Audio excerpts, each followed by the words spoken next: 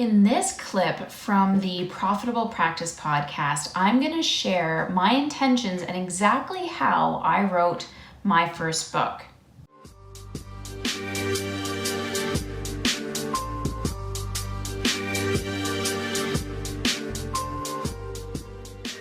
Parents' backyard with my cat on my lap, writing and editing my chapters.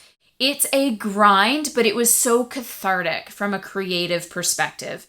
And I loved just writing it out. And I didn't write a book that was research-based or really heavy or dry. I basically wrote as if I was speaking to those people, because my goal was to have them actually complete the book.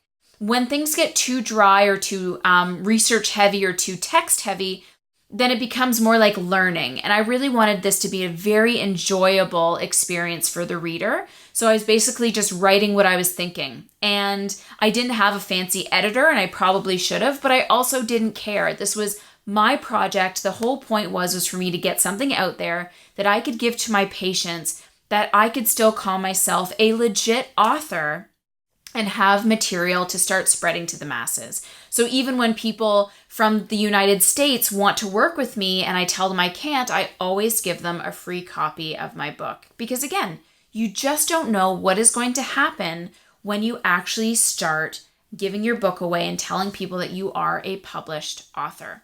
Thank you for tuning in to the Profitable Practice Podcast. Did you like this video? If so, give it a thumbs up, leave a comment below, and definitely subscribe to the channel. If you want to listen to the rest of the podcast episode, be sure to click the link in the description below. And if you're looking for even more resources on how you can create a profitable practice, I encourage you to sign up for the freebie we also have in the description. You will automatically be put onto our newsletter list, where you will get first dibs on every new episode, as well as any new training or online series or freebies that I'm giving away throughout the year. Your commitment towards learning the business side of your practice matters. Stay positive, keep taking those baby steps, and promise me that you are going to take imperfect action every single day.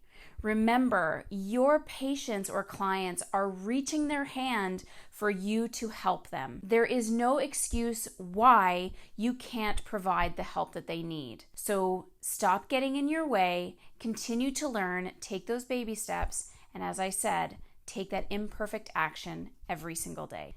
Thank you so much for watching, and I will catch you on the next episode of the Profitable Practice Podcast.